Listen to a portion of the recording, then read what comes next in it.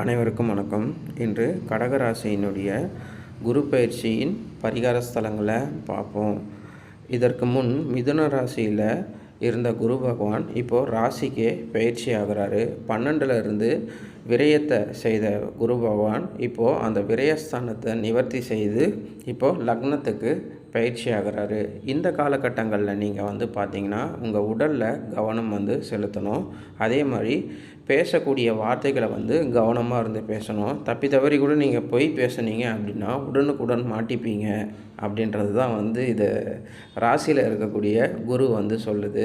அது மட்டும் இல்லாமல் நீங்கள் பார்த்தீங்க அப்படின்னா உங்களுடைய உடல் சார்ந்த சில பிரச்சனைகளை ஏற்படுத்தும்.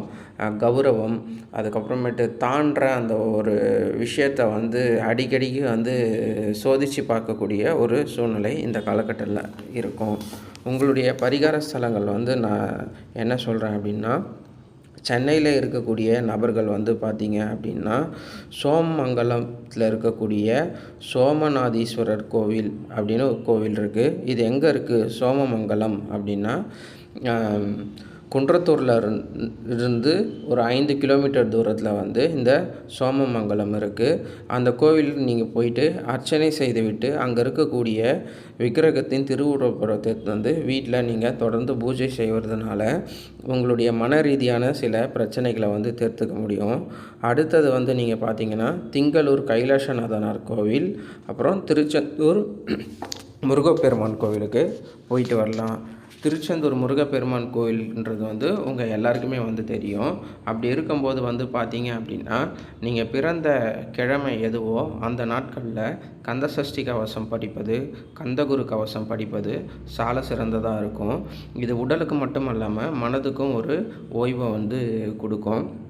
நீங்கள் ஒரு முறையாவது இந்த கோவிலுக்கு நீங்கள் சென்று விட்டு வருவதுன்றது பார்த்தீங்க அப்படின்னா ஒரு அர்ச்சனை செய்துவிட்டு அங்கே ஒரு 2 மணி நேரத்துலேருந்து 3 மணி நேரம் ஒரு சும்மா உட்கார்ந்துட்டு வாங்க.